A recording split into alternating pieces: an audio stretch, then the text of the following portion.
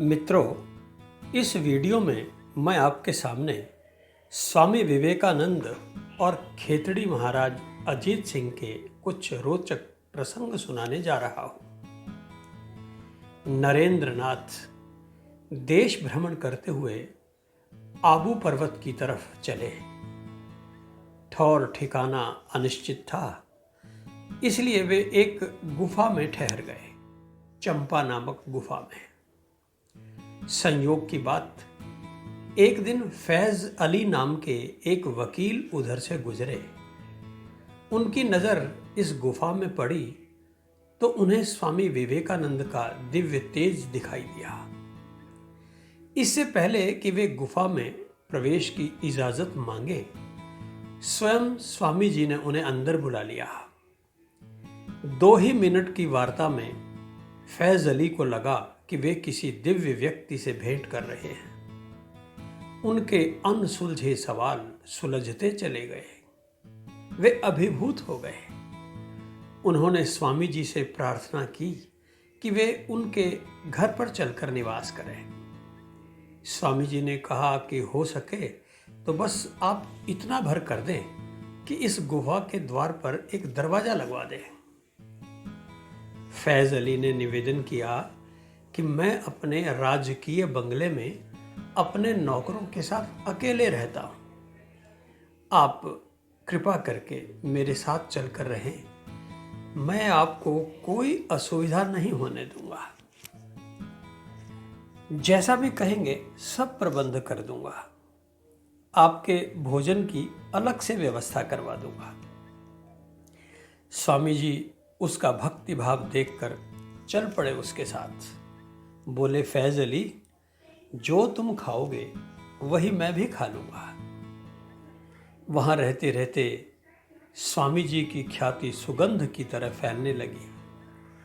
उन्हीं दिनों खेतड़ी के महाराज अजीत सिंह भी आबू पर्वत आए हुए थे। पहले उनके मुंशी जगमोहन को खबर लगी कि कोई चमत्कारी साधु यहाँ डेरा डाले हुए हैं।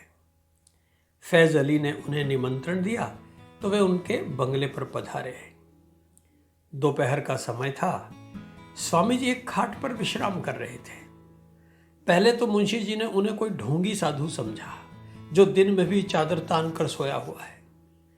परंतु जब बात हुई तो उन्होंने अपनी पूछताछ की शैली में स्वामी जी से प्रश्न पूछा कि स्वामी जी, आप एक हिंदू सन्यासी हैं, आप एक मुसलमान के घर कैसे ठहरे हुए हैं? स्वामी जी बोले, क्यों, क्या मुसलमान ईश्वर की संतान नहीं है? महाशय, मैं एक सन्यासी हूं। तुम्हारी इस आपत्ति के लिए न मैं ईश्वर से डरता हूं न शास्त्रों से, क्योंकि वे दोनों इसकी अनुमति देते हैं। डरता तो मैं तुम्हारे जैसे सामाजिक पुरुषों से हूं जिन्हें ईश्वर या शास्त्रों के बारे में कुछ भी ज्ञान नहीं है। मैं तो क्षुद्र से क्षुद्र जीव में भी ब्रह्म की अभिव्यक्ति देखता हूं। उत्तर इतना तेजोमय था कि चौंक गए मुंशी जगमोहन लाल। उनकी चेतना को झटका लगा। उन्हें प्रतीत हुआ कि वे कोई साधारण साधु नहीं हैं, कोई असाधारण महापुरुष हैं।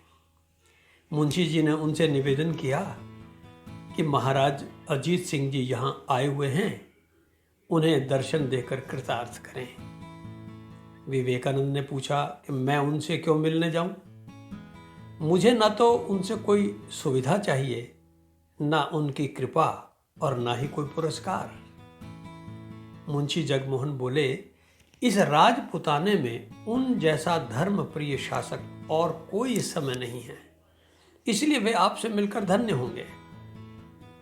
विवेकानंद बोले, अगर उनके सचिव होने के नाते तुम्हारी यह स्वामी भक्ति नहीं बोल रही है तो मैं भी ऐसे राजा से भेंट करना चाहूंगा। 4 जून की तिथि तय हो गई। निश्चित दिन स्वामी जी राजभवन में पधारे।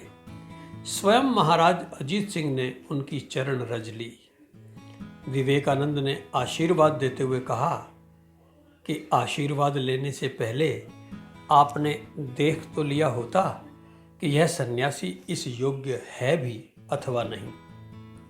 अजीत सिंह बोले, स्वामी जी, आप तो सर्वथा इस योग्य हैं। भय तो मुझे है कि मैं आपके चरण छूने योग्य हूं अथवा नहीं। विवेकानंद यह उत्तर सुनकर बहुत प्रसन्न हुए। बोले, लगता है मैं ठीक जगह पर आ गया हूं।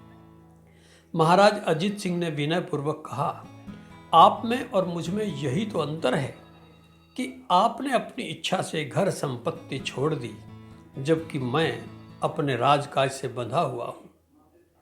विवेकानंद बोले, संपत्ति के नाम पर भगवान ने मुझे एक नौकरी तक नहीं दी, परंतु फिर भी मैं कहता हूं कि मुझ पर ईश्वर की असीम कृपा है। उन्होंने मुझे सांसारिक माया से बचा कर रखा, मुझे विवेक, वैराग्य और भक्ति दी। अजीत सिंह बोले, मन तो मेरा भी करता है कि मैं भी राजकाज छोड़कर आपके संग मुक्त विचरण करूं। विवेकानंद बोले, पर मैं ऐसा सुझाव नहीं देता। राजकाज मत छोड़िए, यह राजकाज ईश्वर का दिया हुआ है। आप स्वयं को इस राजकाज का भंडारी यानी ट्रस्टी मानिए। हाँ, इसका लोभ मत कीजिए। यदि भगवान की भक्ति मिल जाए और उसके लिए राज्य छोड़ना पड़ जाए तो उसके लिए तैयार रहिए।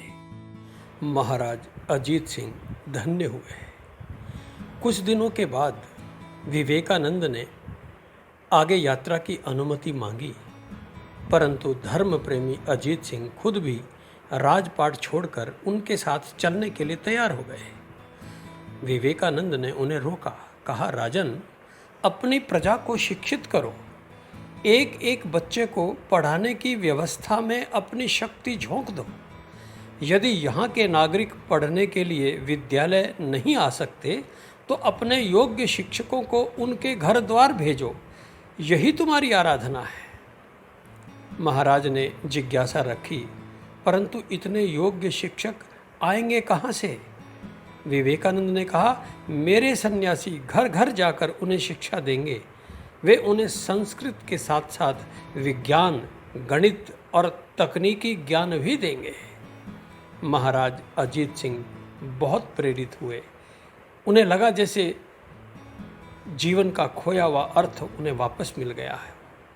उन्होंने भरोसा दिलाया कि जब भी स्वामी जी किसी महत्वपूर्ण कार्य का बीड़ा उठाएंगे तो उनकी धन संपत्ति उनकी प्रतीक्षा करेगी। मित्रों, यदि यह वीडियो आपको पसंद आया हो तो आप इसे लाइक करें, शेयर करें और सब्सक्राइब कर लें। धन्यवाद।